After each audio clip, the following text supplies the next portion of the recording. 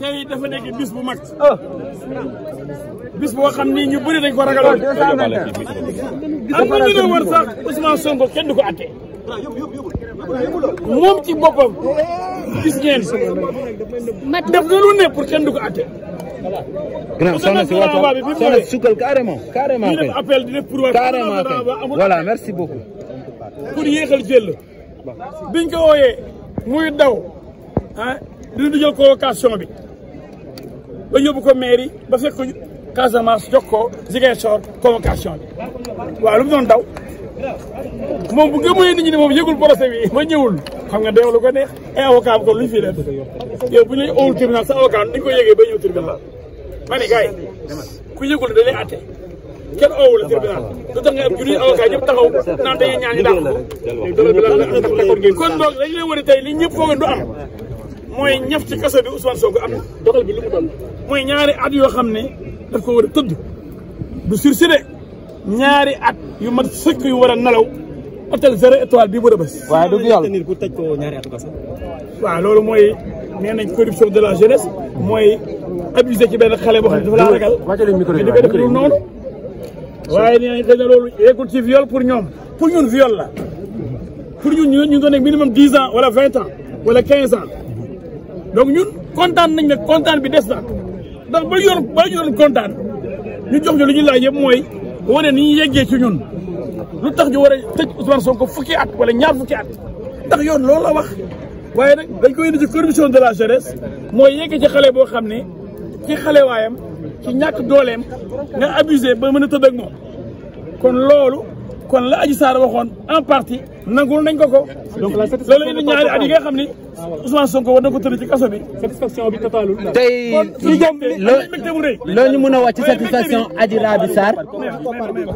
am nañ tey mbégte mu rëy mbégte mu rëy mooy Ousmane Sonko dafa gëm la woon Sénégal yi dafa am doole ba tax bi ko war a au tribunal dëkk bi di bëgg a toj muy yàq dëkk bi di taalu dëkk bi bëgg a jaay doole juge yi di leen intimider di leen saaga muy Ousmane Sonko ba ñëpp demoon nañ ma foog ni kenn ñemewul àtte Ousmane Sonko mu sell mi tey tribunal war na ne Ousmane Sonko sellul da tëj na ko ñaari at yoo xam dafa ne ko am na loo seq ak xale bu jigéen boo xam ni da nga ko jaay doole da nga ko woon da nga influence ko woon ah mu ragal la nga am noo def ak moom kon dama tëdd ñaari at ak kaso kon xam ngeen ni weddi wuñ ni seq na dara xale bi waaye viol dañ naan viol mooy loo xam ni xale bu jigéen bi d'accord ci mais ci wàllu koppar lan lay joxe ci koppar waaye yoon nee na ginnaaw mu tëj ko ñaari at yu war a tëdd fii ci kaso bii jege bii ku ñëwoon buñ ko tëjee dëkk bi tàkk yoon am fit tëj ko.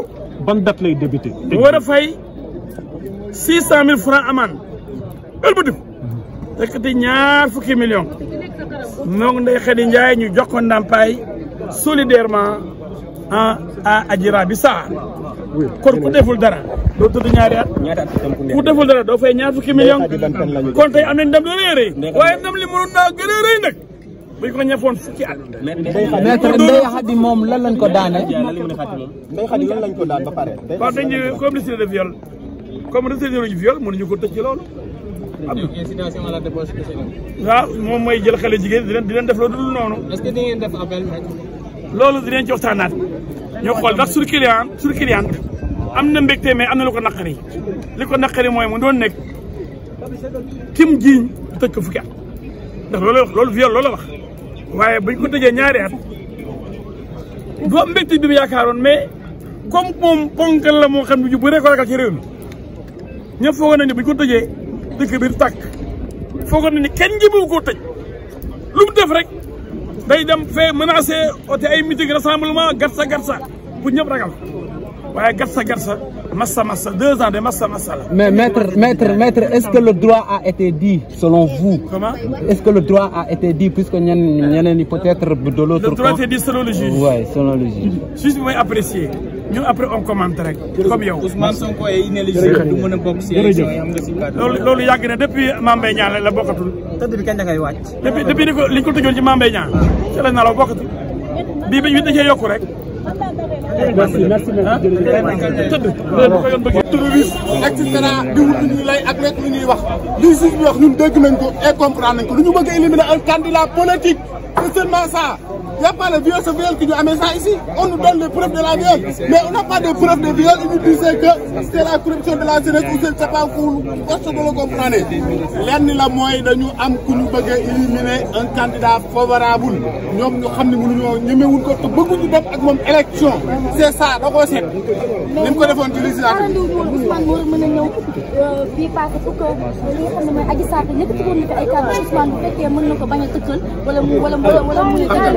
il est temps que Sénégalais yëpp jéem a wan ginnaaw la justice sénégalaise ñu xam ni la constitution est périmée c'est ça actuellement dans ce pays contumace loolu lañ indi càllal maa ngi lay dégg am nañ ci droit jugé nañ ko ci y a pas de souci léegi nañu xam décision bi nga xamante ne moom la justice di jël lan la ñu mën a jariñ ëllëg ak en avenir ci kanam leneen lu xaw ci réew mi rek nañu xam ne responsabilité wu Macky Sall la ak ay militants man li nag cette verdict c'est une verdict pour la périsse fii gisuñu fi ay justice sénégalais gisuñu fi ay juge sénégalais ay partisan militantisme la ñu fi gis ñu ñëw di soutenir seen leader boo xam ne dafa bëgg nekk candidat te ñemewul ci li muy def muy le président Macky Sall clair et net amul leneen lii justice rendu fi dëgg waxuñu li am waxut ak askan wi li nekk waxut ak askan wi li mu dëggalante woon ak ñoom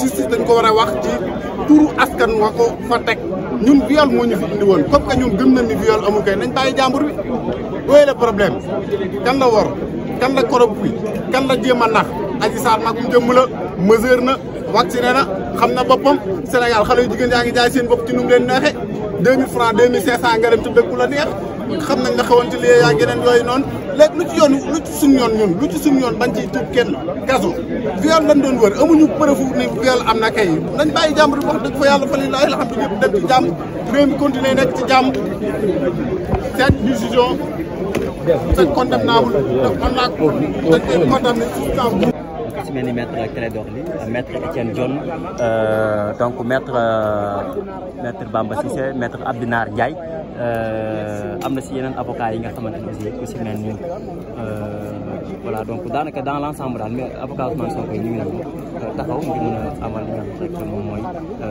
ab déclaration ginnaaw verdict nag daal di daan Ousmane Sonko ñaari at kaso yoo xamante ni da koy tëdd wala kat fayu ndàmpaay boo xamante ni day toll si 600 000 francs ndaw si Adji Sarr Ndeye Khady Ndiaye aussi ñu daal di koy tëj lu toll si ñaari at kaso mais nag moom li ñu koy toppee mooy incitation à la débauche Ousmane Sonko toppeetuñ ko mbirum viol mais ni ñu koy toppee li nga xam ne moo di corruption de la jeunesse loolu mooy tout à l'heure kàddu yi nga xamante ni maître El Hadji Diouf avocat de Adji Sarr wax na.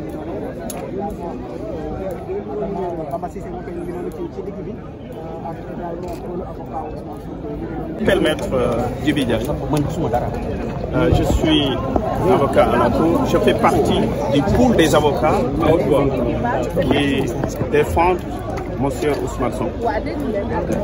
Qu'est-ce qu'on peut retenir aujourd'hui?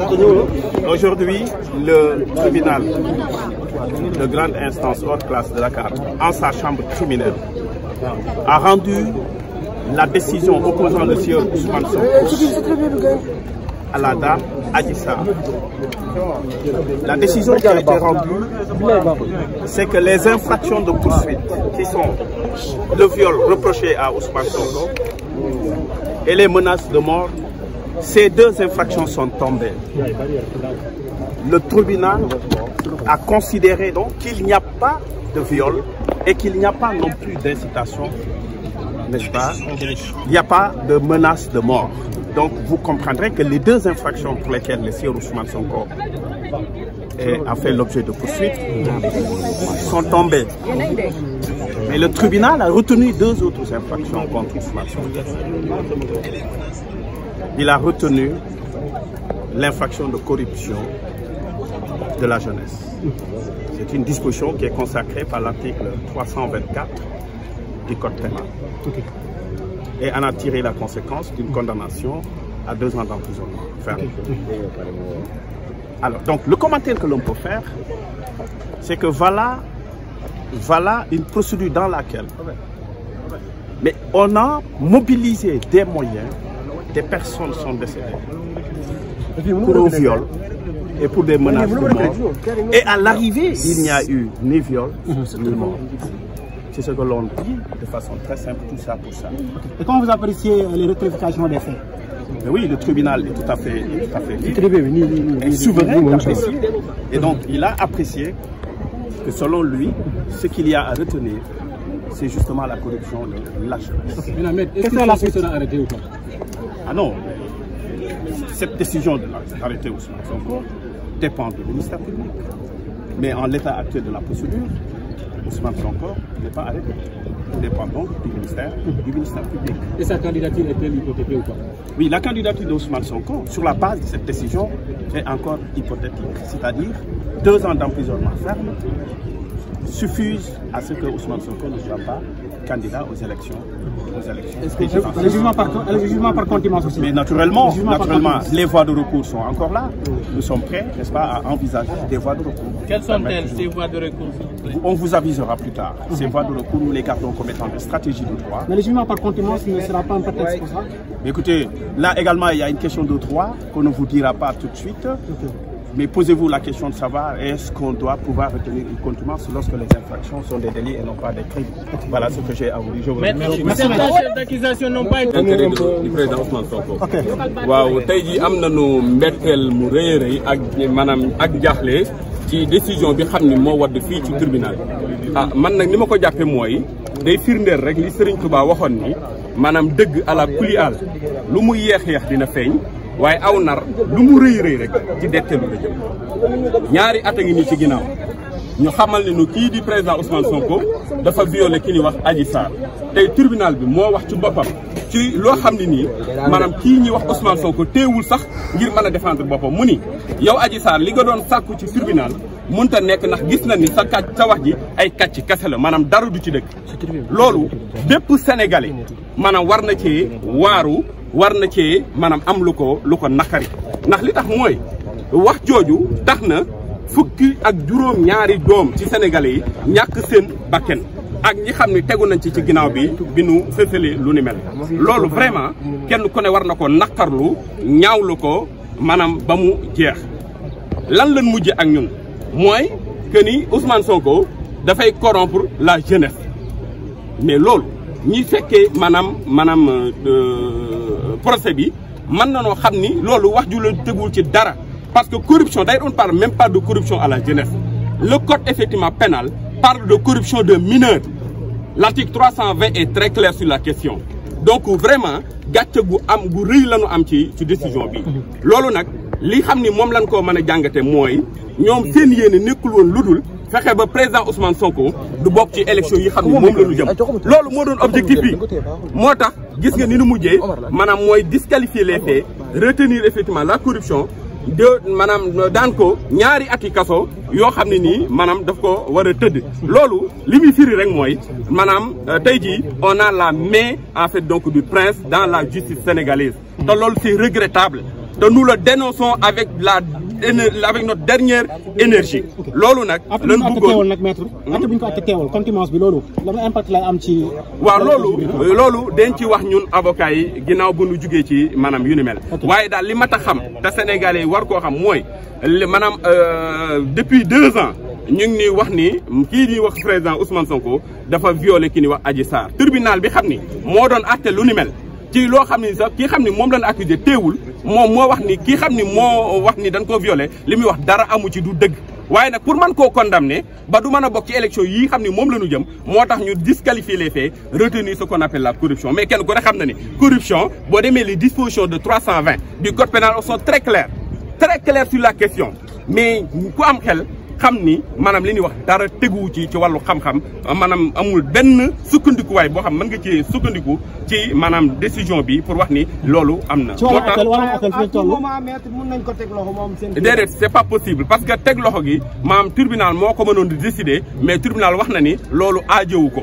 kon loolu li muy firndee la rek mooy ñoom seen objectif du atteindre du arrêter maanaam Ousmane Sonko na xam na ni arrêté ko moom mooy tuur maanaam musiba ci réew mi waaye problème bi mooy nan fexe ba du bokk ci élection yi xam ni moom la ñu jëm te situation bi nu nekk loolu rek la wane parce que moom dañ ko jugé par contumace alors que mos a jot maanaam benn notification bu mën a tax mu ñëw fii ci tribunal pour layoo ak li xam ni moom lañ ko tuumal. loolu nag vraiment nous le dénonçons comme ni ma ko waxee avec notre dernière énergie et c'est regrettable pour la justice sénégalaise. mais maître est-ce que ba léegi mënuñu jàpp ni que mën na bokk ci élection yi. mais nu muy bokkee non ban voie de recours que non attendez xoolal damay wax sénégalais mu leer Ousmane Sonko ci élection yii nu jëm décision bi day wane ni moom mënu cee bokk loolu na leer dugg ci bopp sénégalais bu ne mënta bokk ci élection yi leneen lu la waaye man di wax waxula dëgg leneen lu waaye man di wax man bu ko layel ni mën naa toog waxul dëgg dama ni ci réew mi xam ne moom la ñu àttee ko fii ci Sénégal décision bii xam ne teg nañ ko ci kawam